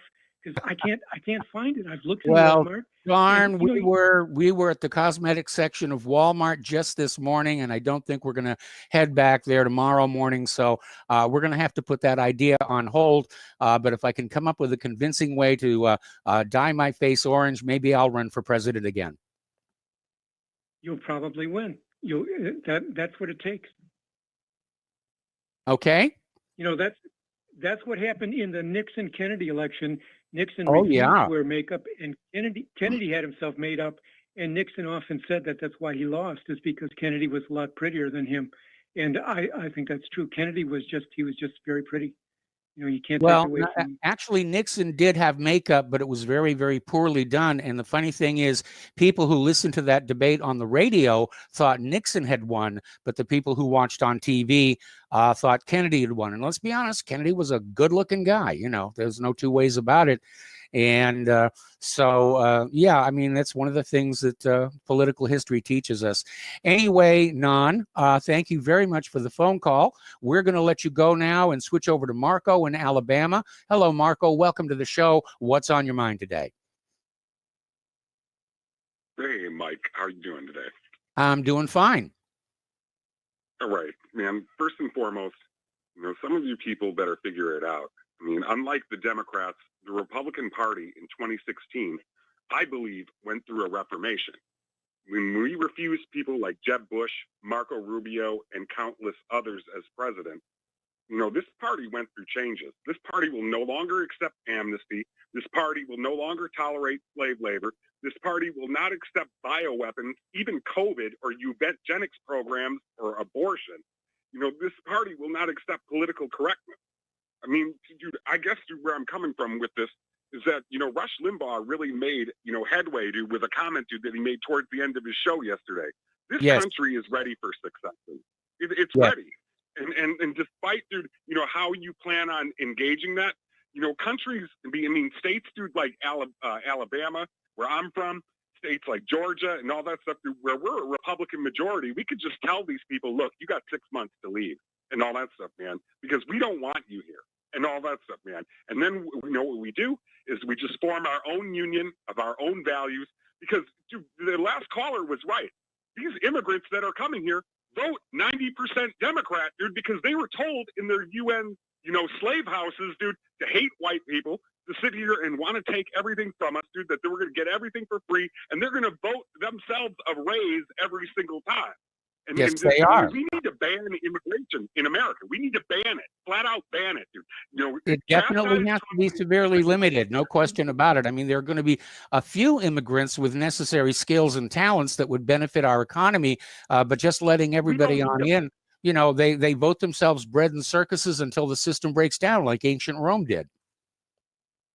I mean, I guess, dude, where I'm trying to, go is how do we separate ourselves from the left, dude? And if it means, dude, that we need to fight, dude, and force, Democrats, dude, out of our states, dude, and all that stuff, we need to do it. We need to freaking do it. We are not going to survive, dude, and all that stuff, dude, because, dude, Rush Limbaugh was right, dude. There's two different ideologies. The Democrat Party, before, Barack Obama and all of them came in, these people, dude, were at least, logical in the standpoint of that they supported capitalism, they supported, laissez-faire capitalism, moderate social change, and a capitalist system, and all that stuff. These people don't even support that, and all that stuff. The Democrats, dude, pretty much, dude, brainwashed and silenced their own people, dude, before they even came out, to the levels, dude, that we see them, because they stopped, supporting, people, who didn't care, dude, or have an opinion, dude, about gay rights, dude. If you didn't have an opinion about gay rights, dude, or if you didn't support it, dude, get out of the Democrat Party. If you're white, dude, and you're working class, dude, we can't support you guys, dude, because it's easier now for us in our unions, dude, to defend minorities, dude, than it is to defend you. Leave our party. We're all in favor of illegal immigrants and all kinds of stuff like that. So they did it to themselves first. They cannibalized these people. And these people, dude, came over. And these people were like people like me, dude. I was originally living in Wisconsin. I moved to Alabama, dude, because I saw 50,000 Trump supporters, dude, in Huntsville. I was like, ooh, this is the city with my values, and I want to live here. Now what I want to do is I want to keep the people, dude, from California, New York, Illinois, out of my state, dude, and all that stuff, man. And I don't care, dude. If it makes you a xenophobe, dude, because of it, then it is, dude, because these people are taking us over, regardless of the fact that there's nothing we can do about it unless we sit here and get violent. There's nothing we can do, Mike. There's nothing. We have to fight, dude. We have to fight. We have no choice left. I mean, because when the immigrants, dude, that are coming here are voting 90% Democrat, dude, and they're taking their values from their home countries, here, and basically, dude, just discarding, who we are as people. Dude, conservatives don't even have a chance, dude, with any of these people, dude, because they've been demonized so bad, dude, in Europe and everywhere else in the world, dude, where where basically, conservatism started in Europe, but it was refined here in America. And there's no place, dude, else in this country, dude, without this European concept. And if we don't have this European concept here, this country doesn't exist anymore. And Well, did you live like this, dude. Okay, did you catch the story earlier where this former French general, head of their armed forces, is saying that because of immigration, France is on the edge of a civil upset? He didn't say civil war, but basically said that because of all the Islamists who poured on in, it's created chaos in the country. We're seeing the same thing start to happen here. And the fact is, if you import the third world into your country, you're importing third world problems. And again, it was a reckless policy, and the Democrats basically sold out our entire country to the immigrants in exchange for a bunch of illegal votes. I mean, when these people come here, dude, when they come from low trust countries, dude, where they can't, where they have thugs, dude, shaking down, their business owners, dude, don't survive. And that's what's basically happening here. When we allow, dude, the Democrats, all of this stuff, dude, COVID-19, the mask mandates and all that stuff could end today if people would get up off their ass, dude, and walk into the streets, dude, and say no. And all that stuff, enforce it, do something. Yes. But no, dude, we got this weak society and we're getting pushed over, dude. And all of us who are strong and who want to fight and who don't care, dude, if the media sits there and says, well, the Republicans, dude, want civil war. Yes, we want civil war. We don't want to sit here and bow down to this crap, dude, because we know, dude, that, you give a liberal. Well, I want to put a little perspective on this because, everybody's saying the Republicans want civil war, although I've noticed since Biden stole the election, Republicans haven't burned any buildings down yet. But certainly, as we saw in the aftermath of Hillary's defeat, and we've been seeing with all these Antifa and Black Lives Matter riots, it's really the liberals who are pushing for a civil war in this country. And they're pushing it only so that they can destroy the infrastructure so that the globalists, dude, their masters, dude, can turn around and buy New York up, dude, for a pretty penny. And then, basically, dude, get rid of all of them, dude. Because I'm sorry, dude, all these people, dude, with their Black Lives Matter and their Antifa and all that stuff, man, dude, do you really think, dude, that the establishment is going to let these people, dude, survive after they help them get what they want? Hell no.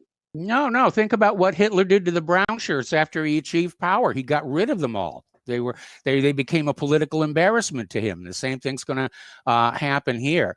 Anyway, Marco, I'm going to let you go now because we've got a lot of calls to get through. Thank you very much, Michael. All right. Thank you. And we're going to go to Tom in Florida. Hello, Tom. Welcome to the show. What's on your mind? Yeah. Hello, Michael. Good day to you. Yeah, Michael, that last caller, Marco, I heard him yesterday and I heard him today. I couldn't get on yesterday, but yeah, I feel his passion, brother. I'm really happy for having a guy like that. I haven't heard him call in the show. I've been listening for years, and I really don't hear him too much calling in your show. I do really miss Miles. I hope Miles calls in today or one day this week or next week. I like hearing Miles. But and Marco's right on the money. I mean, I got to hand it to him. He's hitting a home run out there. But, Michael, let's get to the real true facts here now. Yes. And this is to Marco. You got over 80% of the people in Honduras want to come to the United States illegally. Okay, there's a caravan ready for Joe Biden to take office. A bumbling buffoon Biden and Camilla. She'll be running the presidency in a year from now if he does sneak in there, the sneaky little creature that he is. And his son Hunter, with his a laptop from hell, with all the filth that's on that computer, Mike. But let's get back to now what Marco's saying. And Marco's absolutely right. These people are not coming here to vote for white conservative males or females, for that matter. And Mike, I'm looking at this election, and I'm saying, and I called John's show earlier this morning, and I'm like, wait a minute, how many? If Biden won this election, he didn't get as many Jewish votes. He didn't get as many black votes as Trump got. Trump got more votes from the blacks and the Jews in 2016. Yes. And white males still are pulling big time for Trump. So yeah, Mike, like you said, this is a stolen election. They stole it, and the only thing they can use as an excuse, and I know it's not true, is the women. Now I know Trump had a big proportion, probably at least 49, 50% of the white women. They're not stupid. They don't want an invasion of their country. They don't want their health care skyrocketing and the costs are going out the charts. Okay? We got all these Hondurans, Nicaragua. Everybody wants to come here. For what? Because white man's such a racist? The blacks hate us, or they get federal government jobs. I told your show, Mike, the only way you're going to win this, take over back this government, is all these white people start screaming 33-degree rule. We want these federal government jobs. We want to make $90,000, $80,000 a year in transit or firefighters or whatever municipality you work at. You can get one of these big cushy jobs, water, sewer, or GSA, working on the cars. That's how you take the government back, because look at who's taking these jobs. You got minority groups. So a lot of them are illegal aliens getting these federal government jobs. And you got white Americans that are struggling. Mike, how is it? I just checked this out, Mike. How is it that California got over 9 million illegals in it? There's over, I saw 128,000 homeless, and it could probably be, well, I'm sure it's more than that, but there's supposedly recorded 128,000 in California, Americans homeless. And I looked up nationwide, Mike, it was 828, what was it, 838,000 homeless in the United States in the lower 48. That's not counting Alaska, Hawaii. Okay? That's And there's a lot of homeless in Hawaii. Yes. So we'll figure 1 million people are homeless, white and black Americans, right? Yes. And Hispanics who are Americans, whatever. But you got illegal aliens coming in here, pouring in here, getting better health care. They get all these good jobs now. They took over the lawn cutting business, the lawn service business in a lot of these cities. I mean, it's unbelievable. And those jobs, believe it or not, pay good money to cut people's yards and do landscaping. Those used to be jobs for Afro-Americans and even white Americans. You know, how many men do you see, Mike, on the highways, building highways? White men are building highways nowadays. Unless they're Not maybe a out lot. in Montana or Wyoming. You don't see many. So, look, they have totally annihilated us.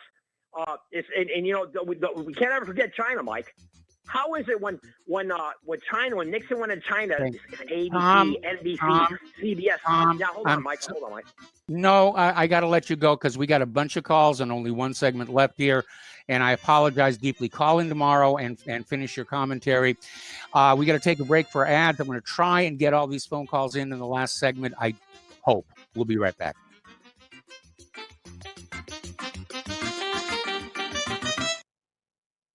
Hello, I'm Dr. Leonard Horowitz. I was right 30 years ago in warning the world about threatening lab virus outbreaks, AIDS, and Ebola. I was right 20 years ago when FBI Director Robert Mueller made me a suspect in the anthrax mailings because I warned the Bureau before the CIA's biocrime and Cipro sales psyops happened.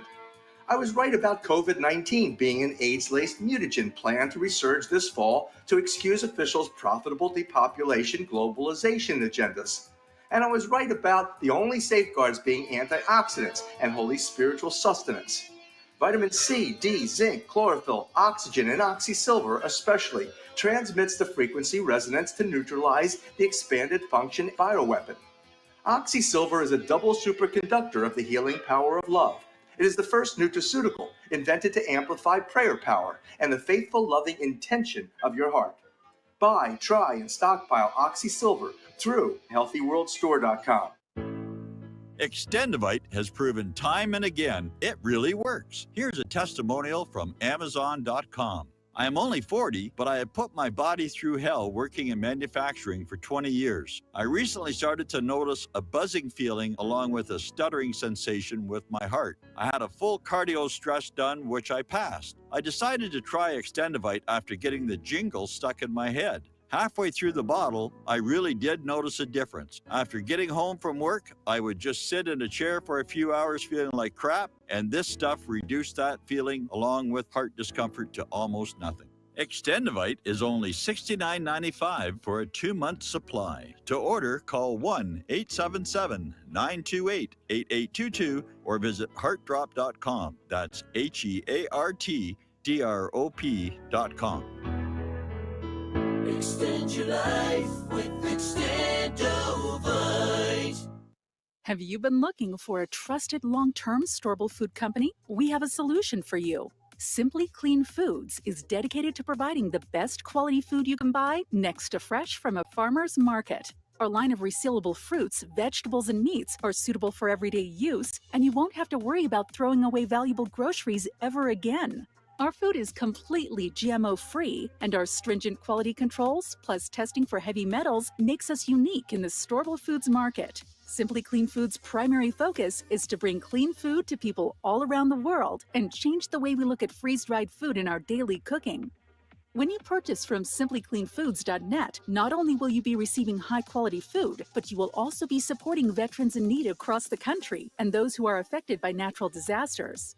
Right now, Amazon Prime members will receive fast 2-day shipping. Go to simplycleanfoods.net. That's simplycleanfoods.net. But do it today. Working 2 jobs ends never seem to meet. She often goes hungry, so her babies can't eat. Fatherless son wears torn clothes to school. We're making fun of him's the only golden rule. She doesn't know she's a favorite daughter. Welcome back to our show. Last segment of our program today here. And real quick, we're going to go to Stephen in Ireland. What's on your mind? Stephen, are you there?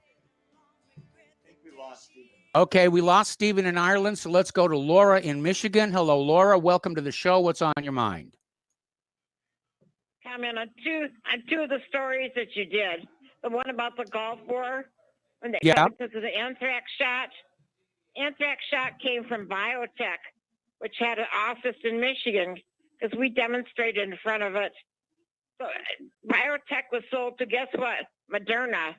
So the people who gave you the anthrax shot, they hurt so many of the military, killed them, and and some people, like take Joyce Riley, she didn't die of cancer from that shot. So 20 or 30 years later, you just don't know what these shots are going to do to you. Yeah, one of the doctors I talked to thinks that the medical situation I've had to deal with this year is an adverse vaccine reaction, and he says it can take years before these things show up. That's right. That's right. Now, the other story that you touched on was about Brandi, the girl in California who was anti-vax, and that she died. Yes. The 9-year-old son found her dead. I have to remind you, I have to tell you, I am a suspicious person. If you remember, we've got 2 anti-vax shows on Saturday night here on RBN. One was Vaccine Free America with Sally Accordia. She died unexpectedly. So I've got a suspicious mind about that. So well, this is the time to be suspicious of things like that. Huh?